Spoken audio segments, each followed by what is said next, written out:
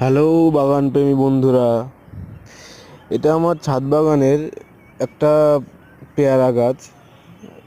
6 মাস আগে পেয়ারা গাছটি লাগিয়েছিলাম। 6 মাস পরে দেখি প্রচুর ফুল এসছে, ফলও দাঁড়িয়েছে, বিভিন্ন ডালে নতুন পাতা বেরিয়েছে। আজকে এই পেয়ারা গাছটির ভিডিও করে দেখাবো। আমার ছাদ বাগানের একমাত্র পেয়ারা গাছ এটাই।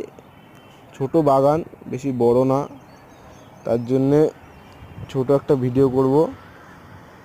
তো পেয়ারা গাছ কীভাবে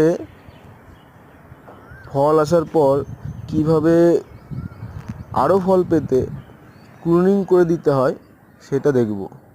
ঠিক এই এক পেয়ারা হয়েছে, তার ঠিক উপরে একটা গিট রেখে তার উপরে থেকেই কেটে দেব। তো কেটে দিলাম এটা। এইবার এই ডালের ও ঠিক সেমভাবেই কেটে দেবো।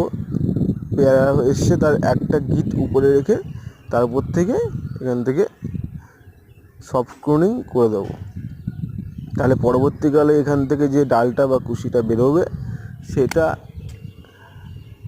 থেকে আবার নতুন পেয়ারা আসবে বা ফুল আসবে।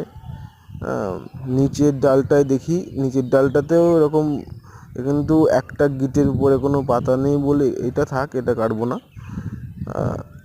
আর এই ডালটা, এই পাশের ডালটা পেয়ারা আসেনি, তবে সব আসেনি, কিছু কিছু ডালে এসছে, কিছু কিছু ডালে আসেনি।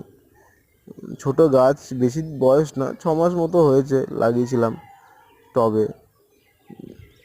কিন্তু এরকম ফলন দেবে আশা করিনি।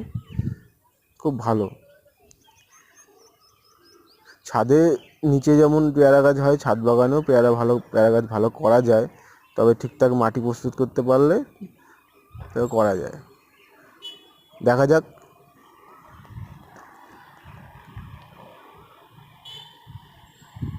কটা পেয়ারা দাঁড়ায়। পেয়ারাগুলো সবগুলো দাঁড়ালে তো খুব ভালোই হয়, কিন্তু আমার মনে হয় না সবগুলো দাঁড়াবে। পেয়ারা গাছটা খুব ভালো এসছে, ভাবছি এই টব থেকে নিচে লাগিয়ে দেবো পেয়ারা গাছটিকে।